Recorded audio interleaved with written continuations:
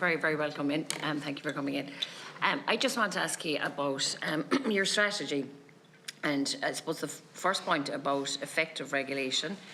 And like I would think, I suppose if regulation isn't effective, it's not really regulation at all. And I think just the word, I suppose, would stand out at me that, but. You know, and I know, and this is about, I suppose, the transport of weapons of war, and I know this. You know, I know we all, like, I know from questions put into the Minister for Transport, saying that since October 2023 until June 2025, that no exemptions have been requested or granted for carriage of munitions to any point to Israel. But I don't know if I fully believe that, and I will take the Minister at his word. But I just wonder about the regulation part that.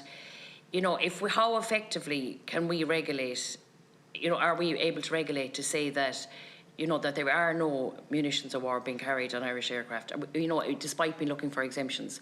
Like, we regulate all our other sectors. Sectors are being regulated, like nursing homes, early years, schools, and do you have the power to improve regulation, or how can we, I suppose, assist to do that?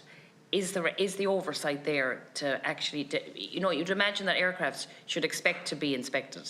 You know, like other sectors would inspect that they're going to get inspected. And I suppose that's where I'd wonder about the part of effective regulation. Thank you, Deputy Senator. So, in the effective regulation, what we're talking about is how we go about regulating and implementing the regulation.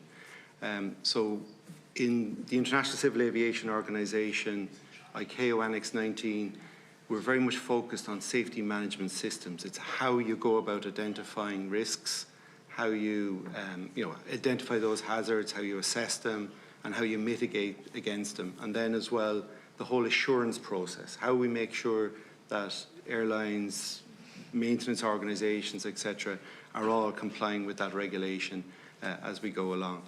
So that's when we talk about effective regulation, we're talking about how we make sure that that is being done to the most effective manner. And, you know, regulation in aviation has evolved over 50, 60, 70 years. Some of it is very compliance-based, isn't really effective anymore. So at a ICAO level, at a global level, at a European level with the EASA, the European Aviation Safety Agency, we would look at things like, is this regulation effective anymore? Is it useful? Is it achieving the objective we would have set for it? And then if it's not, we're looking at better processes. So in aviation at the moment, it's very much about risk-based oversight, about identifying where the key risks are and actually making sure that's what we focus on. And that has, you know, proved very beneficial over the last 20 years. You know, the accident rates, the fatal accident rates have all come drastically down compared to where they were, say, even 20 years ago. Getting then into inspection of airlines, yeah. So we do inspect aircraft. When aircraft land in Ireland, we have programs for inspecting aircraft, and that's normal. What you're talking about in terms of munitions of war actually doesn't come into our remit. That's with the Department of Transport. So again, remember that our function is the civil aviation system, and we regulate that.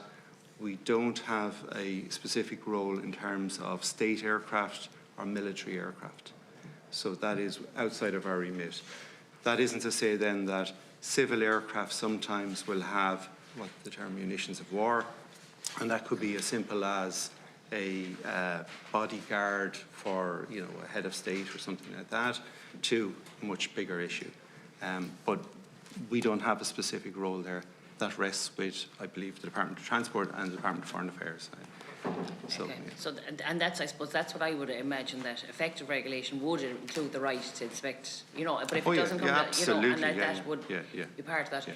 But I just want to ask you as well about, you know, the environmental impact. I see that you have that as part of the sustainable aviation fuel. You know, and I know very little about that, I suppose, and I'd love to know kind of what, you know, what is it made of? What is it like? Is it a grain, or like, will that affect food production, or I don't know what it is. I don't know what sustainable aviation fuel is, and maybe give a bit more information about that, or will that have an impact on other areas of food production? Really, I suppose, if it is. So sustainable aviation fuel is, can come from a number of sources. Biomass is one, so that could be a specific crop grown, harvested, processed into an aviation fuel. Absolutely. And that is a big concern globally as to, where are the sources of this. I think in the longer run, and to hit the kind of mandates for 2050, we'd be looking more at synthetic fuel development. So this would be things like power to hydrogen, wind generating hydrogen, hydrogen being processed with carbon to make the fuel that we need for aviation. It's further down the road, but at the moment the focus globally is on biomass, that sort of process. I think it'd be very interesting for the committee at some stage to meet with maybe Trinity College Dublin, because they are now assigned the clearinghouse for sustainable aviation fuels in Europe.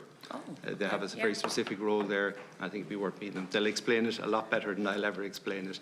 I will hand over to Adrian as well then, just to explain our role in terms of the Refuel EU mandate, because we have a specific couple of tasks there. Okay, thank you. Thanks for that question, Senator. So I suppose the Refuel EU, we're a competent authority. There's a couple of competent authorities in Ireland for it, but we're a competent authority in relation to airlines and airports. And there's kind of two core elements of that. One is mandates on the use of sustainable aviation fuel. So from this year, from the 1st of January, all fuel supplied for aviation in Europe has to be 2% SAF. So it's a small start, but it's a start. And by 2030, that number will increase to 6%, and 2050 up to 60%. So there's kind of these stepped mandates that throughout that period they increase each year. And then there's also a part of that regulation which is trying to prevent the airlines from tankering fuel for economic reasons.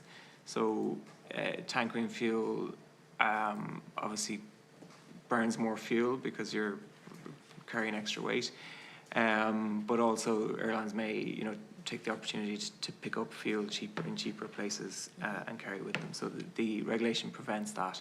And so from the 1st of January this year, airlines have to pick up 90% of the fuel needed for their journey at each stop. And we have, our remit is to assess whether or not they did that at the end of the year. Okay. So that's the regulation or part of that to be inspected, yeah. Yeah.